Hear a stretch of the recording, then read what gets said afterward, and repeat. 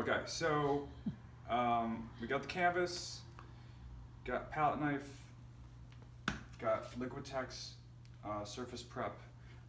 I've had students accidentally get the clear gesso before, so you have to really read the thing to make sure that what you're getting is actually Liquitex gesso surface prep.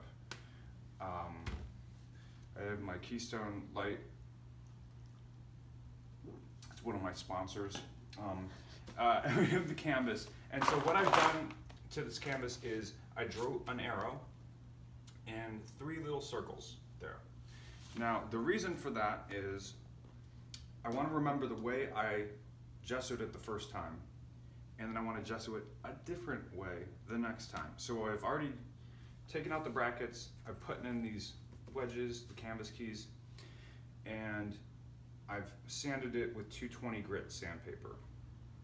So after each time you gesso it, you cross one of these off.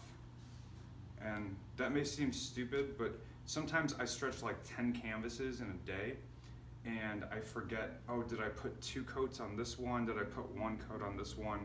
And I want to keep things consistent, especially if I'm doing, say, a triptych. I want all 3 canvases to be exactly the same. So put little circles on the back and do 3 coats minimum, 4, 5 coats, awesome. People who do 20 coats are insane and their canvases crack. Don't do that.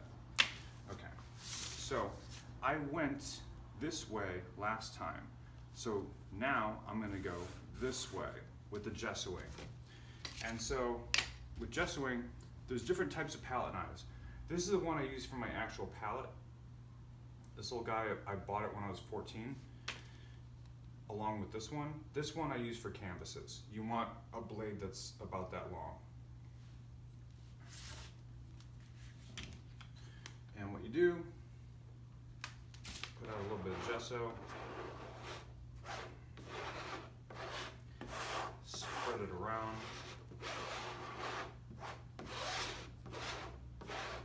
I use a palette knife specifically, not a brush.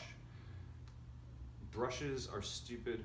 They leave hairs, no matter what kind of brush you get. They leave hairs in the thing, and they don't impregnate the weave of the surface as well. So I spread it all around, then I go in one direction.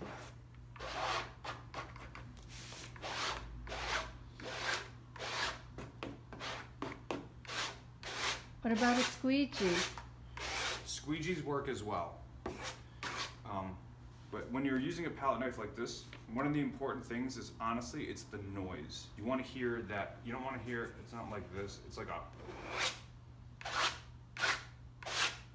So it's at about a 45-degree angle.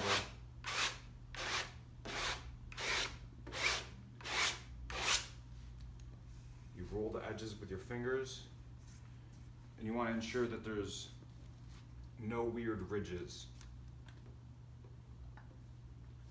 On a large canvas, I do quadrants of maybe 12 to 14 inches tops.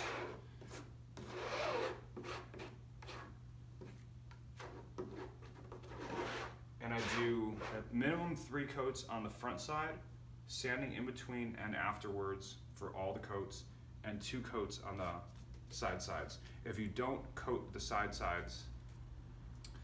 and oil paint gets on there, it can dry rot, and then your painting will fall off and it'll be horrible. So yeah.